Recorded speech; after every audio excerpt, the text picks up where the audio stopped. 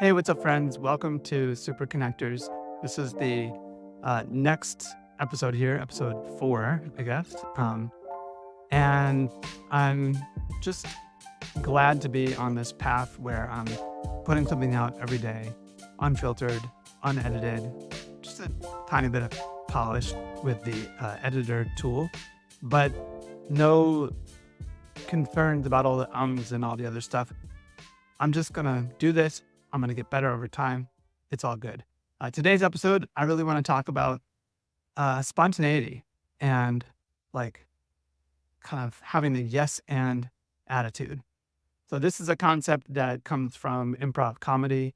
I'm sure it comes from other areas as well. But basically, if you go with yes and, then you get to keep the conversation going. You get to keep the bit going, the skit, and continue the improv. But if you disagree, if you shut something down, then the improv just kind of collapses on itself. So if someone's like, "Hey, here, take this invisible ball," and they like hand you something, if you're like, "I don't see it," or "Hey, we don't do it that way," you're not improvising anymore. You kind of lose the thread.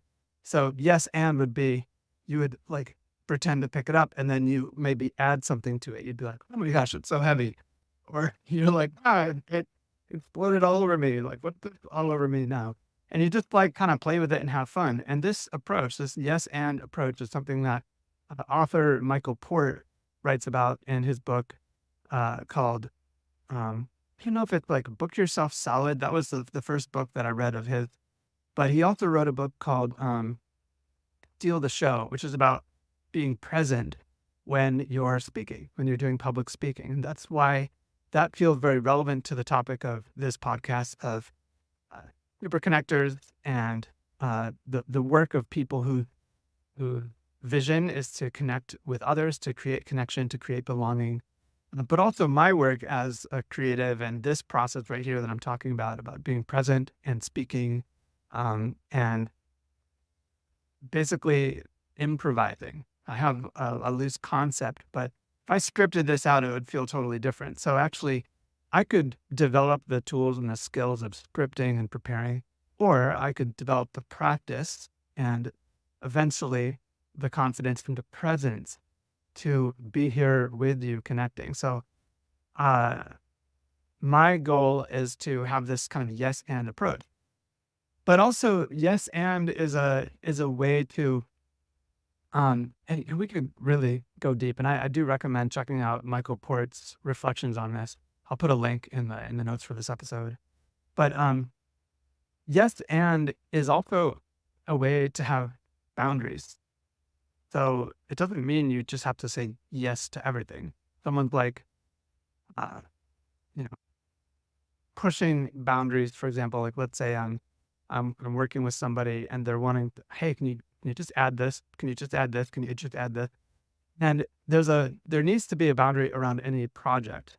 That's what we would call scope, and the scope of the agreement that we're working on. So if you were to take a yes and approach to having a boundary, you'd be like, yeah, we can absolutely do that. And it means we need to expand the scope, right?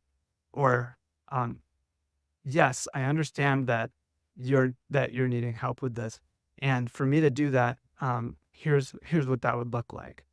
So it's also just yes and is a way to show that understand that you're listening, that you're validating something.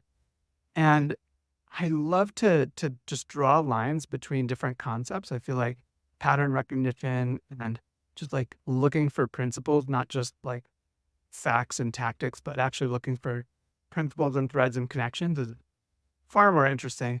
There's an excellent book, Greg McEwen, about called Effortless, which is about just like what makes things effortless, what helps people with learning and skill development and projects and all sorts of things like that. And he really goes into the principles of it. And I tend to find that the books that I find to be the most effective at impacting me and my work are books that teach principles. They become like these tools for me to refer to. And Book Yourself Solid and Steal the Show are definitely in that category.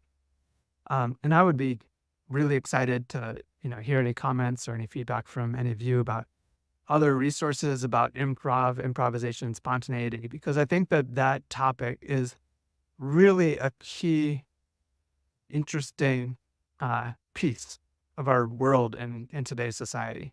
The current book I'm reading is Think Again by Adam Grant, and I'm just really excited to be reading this book. I got a recommendation from a friend to read this book, and that book is all about like the sort of mental agility to rethink things, to like let go of parts of ourselves, to be aware of sunk cost bias and just be able to make pivots. And I'm in the middle of a huge pivot myself, just in terms of how I think about my role as a web designer and learning to kind of let go of certain things, even though I've invested years in it, and really try to look for like the underlining like thread that speaks to me the most that I want to be pursuing.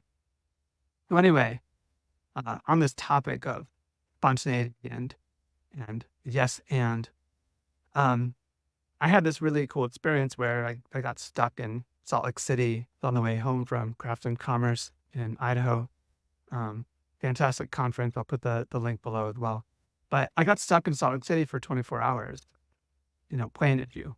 And I was like, great. I'm gonna, put down my stuff and go explore. And I decided that if I was going to ask people for advice, like, what's the thing I should order on the menu, or where do you recommend I go exploring, or, um, I should just take the advice.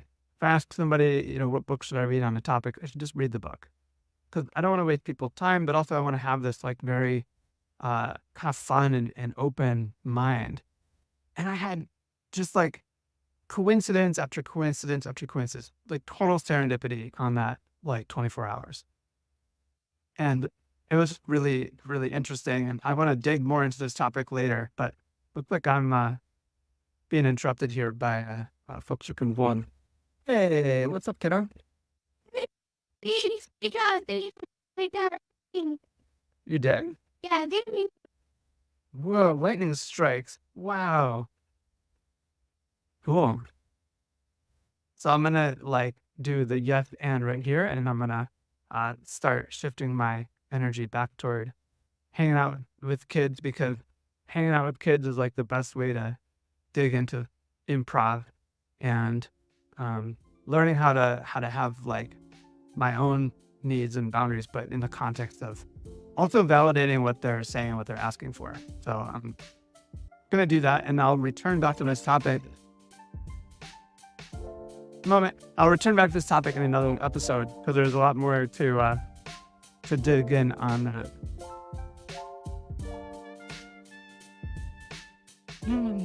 All right. Thanks for watching, listening, and I'll see you later. You've been listening to Super Connectors, and I'm Ryan Clover. Bye.